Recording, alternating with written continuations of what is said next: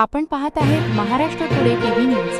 महाराष्ट्राचा विश्वास, जनतेचा ध्यास। रविवार 24 मे 2026 रोजी सायंकाळी सुमारे 8.15 वाजण्याच्या सुमारास कल्याण अहिल्यानगर महामार्गावर डिंगोरे जुन्नर पुणे येथे एसटी बस आणि दुचाकीस्वार यांच्यात भीषण अपघात झाला। या अपघातात 4 युवकांचा जागीच मृत्यू झाल्याची दुर्दैवी घटना घडली। मिळालेल्या माहितीनुसार विठ्ठलवाडी येथून पाथर्डीकडे जाणारी MH20BL 2983 क्रमांकाची एसटी बस सायंकाळी 5 वाजता विठ्ठलवाडी स्थानकातून अहिल्यानगरच्या दिशेने रवाना झाली होती। दरम्यान रात्री सुमारे 8.15 वाजता डिंगोरे गावाजवळ बसने दुचाकीस्वारांना जोरदार धडक दिली। या भीषण अपघातात 4 युवकांचा जागीच मृत्यू झाला।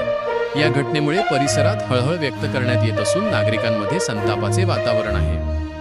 कल्याण अहिल्यानगर महामार्गावर 8 दिवसांत एसटी बसचा हा दुसरा गंभीर अपघात असल्याने एसटी प्रशासनाच्या कार्यपद्धतीवर प्रश्नचिन्ह उपस्थित केले जात आहे। स्थानिक ग्रामस्थांच्या मते या महामार्गावर दिवसभर एसटी बस मोठ्या वेगाने धावत असतात। त्यामुळे एसटी प्रशासनाने बसच्या वेगमर्यादेवर नियंत्रण आणावे अशी मागणी नागरिकांनी केली आहे। तसेच प्रशासनाने याकडे दुर्लक्ष केल्यास तीव्र आंदोलन छेडण्याचा इशाराही ग्रामस्थांनी दिला आहे।